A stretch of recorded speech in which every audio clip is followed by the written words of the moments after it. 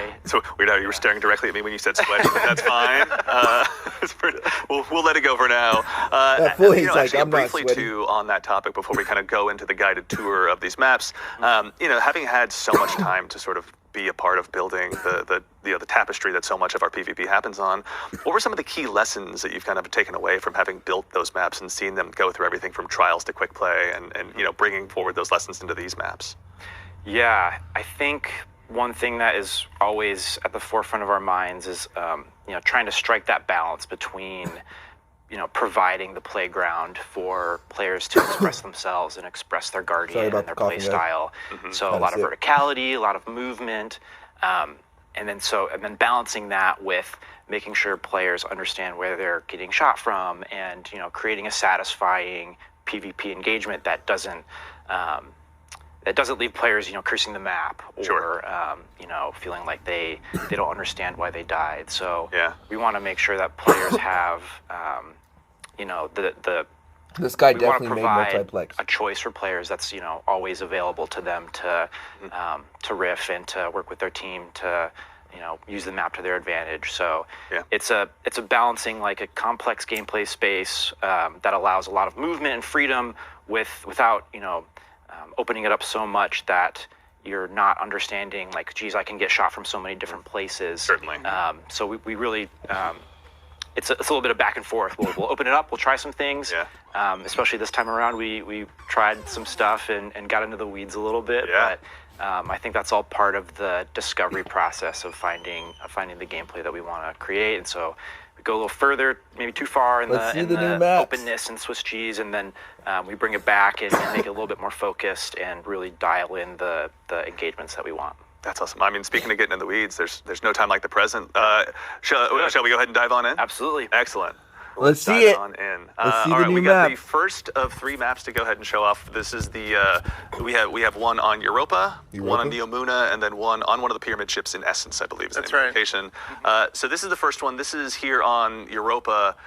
Cooley, can you tell us a little bit about what we're seeing here today, or where we are? Yes, so this map is called Eventide Labs, and this is a long-forgotten human colony research outpost on Europa. 5 minutes left. And it just so happens that Aramis has chosen this location as a refueling station for her catch. So here you'll see, perched just above the horizon is her catch in the skybox with, it's getting hooked up, and looks like a we have D1 circuit over map, here huh? That's hooked up to the catch to provide that ether that the What happened to all the other maps they took out of the so game? we really wanted to situate the maps in the universe and draw on that deep Destiny lore.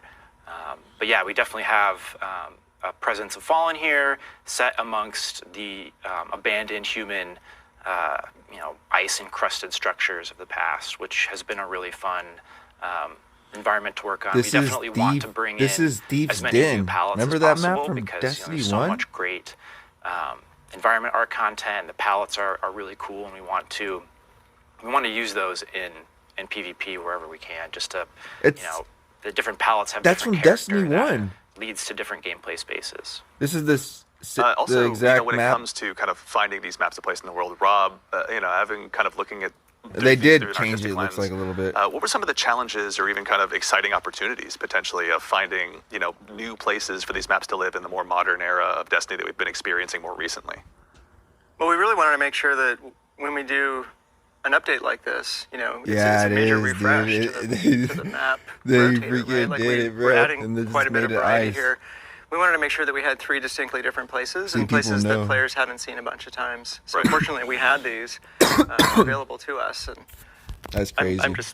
I'm looking at it again now. I mean, I'm not getting sick of looking at this. The team does such a good job. It's gorgeous. This is, one of the cool things is just how purposeful everything feels in the world. The art team always pushes it so far where it really feels like you're walking into a truly recently defunct, human colony or whatever the case may be. Yeah, and the frozen world of Europa, they all have their advantages for PvP. Reminds me of a Halo. They're getting that Halo The feel frozen again. ice walls of Europa are just perfect for multiplayer, and I'm sure Cooley's going to talk about this a bunch. Yeah, actually, also too, Cooley, if you wouldn't mind, as people who have heard me talk too much about Destiny PvP would know, Dead Yeah, Man's that's Tale from and I that get along other a map lot. for sure. Can you tell us a little bit maybe remember about some of that. the sight lines or opportunities that I'll have to maybe rack up some additional kills as I dive into this map the first time? Totally.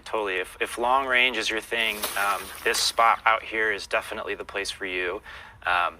There's one spawn that happens for Looks one like team they over by made it a C little and then wider, one over though. by A, and so in these competitive modes, than if you've it got an was in objective Destiny 1. out here, this sight line is really important to lock down. So this is a spot where you're gonna have two teams poking and peeking each other, and then rushing over here to try to get to this zone and lock it down. And if you're rolling with that long range kit, you can hang back and sort of lock down this airspace here so that He's you all can hang provide down and cover just lock in. maybe support your team from being harassed down on this point. And then Fantastic. we also have sort of this the sight line in the middle, which will be pretty fun. It's definitely going to be a race to for each player or each team to kind of get to this spot and lock down this sort of portal here to ensure that you can push into this space and kind of control the middle. But as you can see, Bring back there's Crossroads. lots of goated ways comment. for players to come in and flank. So if you're holding the space, you'll really not want to be here for too long unless you've got the support to do it. Yeah. Make sure you throw those grenades right off of the rip, basically, when you're coming out of spawn. Right to off try the and, rip, he conquer said. that territory as best you can. I kind of like one that of the things guy, I bro. love He's about funny. these ice caves is, it provides a lot of opportunity for grenades, like trip mines, and to bounce things off of the back of the walls. And the shapes here are just really fun to play with. All right, so this is one of 3 maps. Let's go ahead and prepare to go ahead and move on to the next one here really map. quickly. We've got coming Map up looks next, good. Neomuna as well. So finding a place, on Neomuna, obviously that So far. makes sense for PvP. Probably seems pretty natural, honestly, given just like how rich and vibrant and exciting of a place it is. What was it like, even starting from an artistic standpoint on this map, Rob? This was a really exciting map for the team. It's a shopping/entertainment center for the Exos on Neomuna. And, Yeah. Dude, so this there's a one's gonna lot be of really tight. fun decoration, and the spaces have a lot of character Let's to them. go. There's a lot of recognizable Are you things, going yet, bro? human scale things that look relatable, and we don't always Circus get that Plaza? in all of our palettes. And so Oh, this is Circus also an Plaza. opportunity for us to have a really clean architectural Ooh. map that has a lot of crisp edges and Looks like a very, Halo flat Infinite or Halo floors. 5 map. So all of definitely the more competitive players and the sort of the more PvP More competitive, yeah. diehards, they really take to this map, and it's an instant hit. People are, just right away pleased with This guy just starts how flying? readable the map is.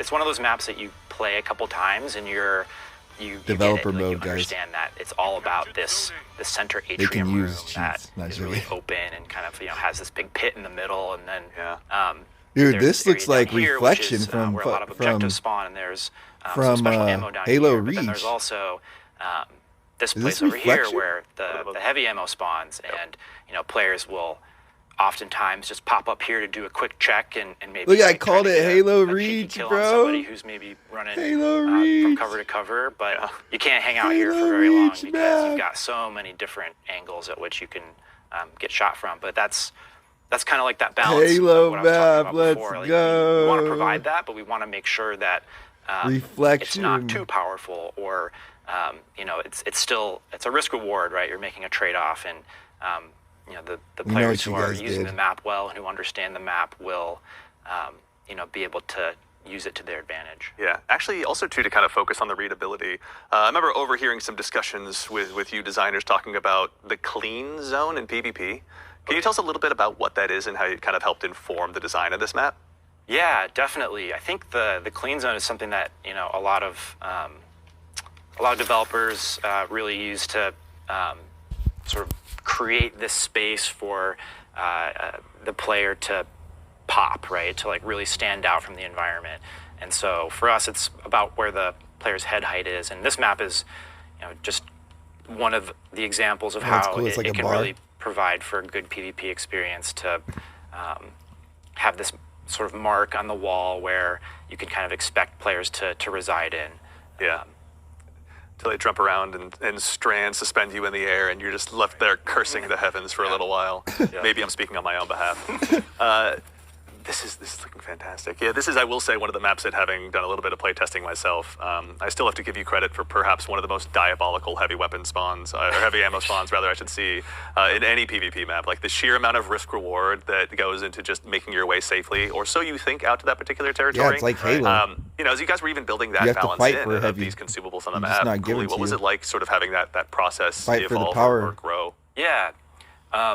Typically when we start laying out a map, we just kind of start with control because it's a good base point. It requires 3, very well-defined combat pockets that have an objective in them. But then from there, we start mapping out the other objectives that might exist on a map, like the heavy ammo point. And I think we've kind of gravitated more toward having special ammo live next to some of the other objectives on the map, so you're not constantly having to make a choice of where should I go. But we kind of map those things out, and it's sort of a formula. There's definitely a sort of a order of operations, so to speak, of you start with these big strokes. You go to the next stage and start making sure that you've got space and combat pockets for maybe Dominion or some other game modes, and things just kind of fall into place from there. Excellent. All right, and we got one more map to check out as well. For all the fine folks at home, we're going to continue our guided tour, and we're going to make our way over to Essence, to one of the pyramid ships, to check out the final PvP map that'll be releasing in this pack. As we're flying let's see in, it.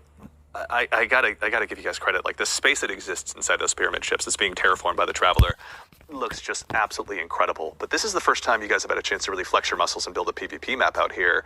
Rob, just to start from your perspective as we load in, what was it like developing this, playground for Guardians that's kind of so deep in the enemy's backyard?